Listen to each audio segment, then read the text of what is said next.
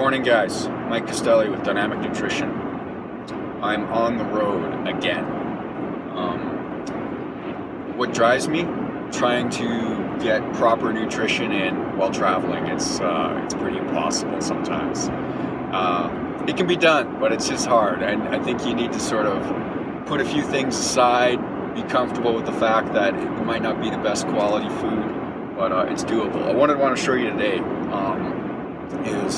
is sort of what I do when I'm traveling.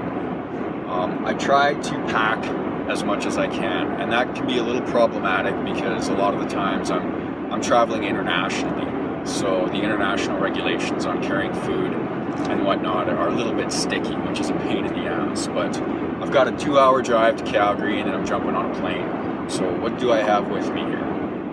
I've got a nice little shiny apple. I've got my Quest bar, and I got to keep my hand on the wheel there, but I've got my backpack beside me, and I've got a few more in there. Is that the best quality a guy could do? No, but I mean, it's nice, it's packable. I get some protein. I picked up some pepperoni. This is from a place in Lethbridge, Old Country Sausage, nice local butcher. They make some pretty clean stuff. So I've got my protein, got my carbs, got some fat in there too. What else do I got? The essentials. I've got a Starbucks on the go. When I get to the airport, if I have time, I'll try to hit something up that has a decent amount of starch in it. That can be, it varies from airport to airport. Sometimes I like to do breakfast regardless of the time of day, and a lot of places like Minneapolis, I was recently in, they got a really good airport there, lots of restaurants there. Bacon, eggs, hash browns, that'll do any time of the day for me anyways. And that's actually really easy, or fairly easy to calculate. Unlike some folks, I'm not carrying around a scale with me, so I just sort of have to guesstimate. I got a cup of hash browns, maybe a cup of scrambled eggs in there. It gives me some level of accuracy of where I'm at. One thing I find that when I travel is that I'll undereat a lot. It's because I'm on the go, cortisol's cranking out.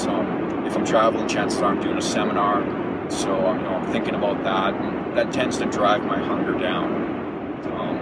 And for me, that's okay, right? I'm not chasing anything on the podium, but I know that when I get back into town, if I've undereaten for a couple days, my next couple training sessions are probably not going to be the most intense. It might be from jet lag, might be from lack of fueling, and I'm cool with that. If you're a performance-based athlete and you travel, that's a bit of a catch-22. One of my clients that I have on the East Coast is a really good masters athlete, and he doesn't do a lot of traveling. And what I told him is, and he was really worried. He's like, I feel like I'm overeating when I'm traveling all the time. And I'm like, hey man, that's an okay problem to have.